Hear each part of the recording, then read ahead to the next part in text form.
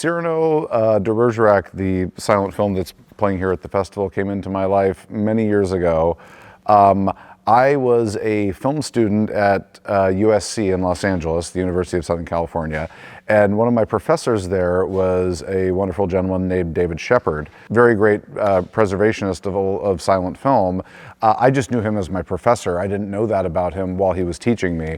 And then after graduation, he got in touch with me because he had recently done a restoration of Cyrano. This was 1995, 96. And he, I guess, had engaged a composer who had written a score. They went to record it, and the session didn't go very well because the score was filled with things that human musicians couldn't actually do. And so it didn't work out very well. So he needed somebody. He'd now spent all of his money. He'd spent on the composer and on the recording session. It didn't have a workable score. And he knew that in addition to being a filmmaker, that I was also a composer, and came and asked, can I hire you to reorchestrate this? Originally was what he'd asked me. And I said, let me take a look at it. And I listened to the score, and I didn't really respond to it musically, but I thought, well, I can do this for him. And I came back to him, I said, do you like this score? Because, and he said, well, it's fine. But I said, can I just write you a whole new score from scratch? I would rather do that than spend months reorchestrating something that doesn't really speak to me. And he said, as long as it's for the same money, yes.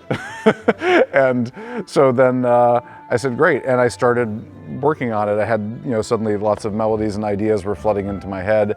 And so I would write like the first 10 minutes at a time, and then I would mock it up, and then I would bring it over to his apartment in Studio City and play it for him. And for the most part, he was very enthusiastic and was really liking what I was doing. Sometimes I would bring things over and he would go, I'm sorry, but no. And so then I would go back and rewrite and come back and keep going. So we just worked like that for many, many months, and then eventually we had a score, and I said, okay, great. And I turned it into him, and in 1999, the San Diego Symphony premiered it. That was great, and then it was recorded and was put out on DVD and was on the Turner Classic Movies channel in the United States. But after I heard it performed for the first time, I suddenly saw all these things that I wanted to adjust. But it was done, right? And it was recorded. So ever since, I've always wished to have the opportunity to revise the score. For the last 25 years, I've hoped to have an opportunity to do that, and suddenly here we are today. It came back around, and I got to do that for this festival, and I'm absolutely thrilled. What I wanted to do, once I saw the movie, I mean, it's very big, it's very theatrical, it's very, melodramatic, as you were saying.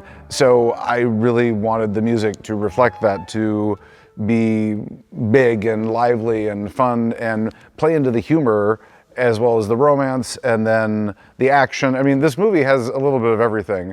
It's got this intimate, aching, unrequited romance.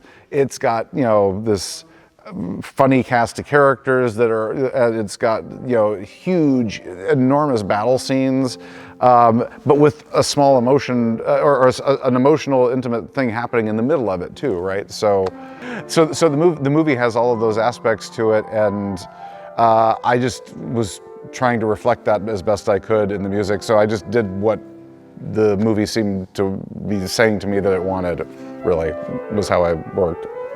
The part of the film that I like the best, I would say, is, I love watching the battle sequences because it's the most dense musically, but also it alternates back and forth between this enormous canvas of these huge battle scenes that I look at them now like, how did they do that back then? Because, they didn't have CGI to fill in all these soldiers. They're really doing that. So you've got this huge scale of this battle, but at the same time you have this intimate, love triangle going on, and the movie cross-cuts between that, and the music has to do the same. So that's a section that really, really, I really enjoy watching. I also just really enjoy the the love story as well too, and the love theme is one of my favorite themes in the film. The musically that I came up with. It's just that one really resonates for me for some reason.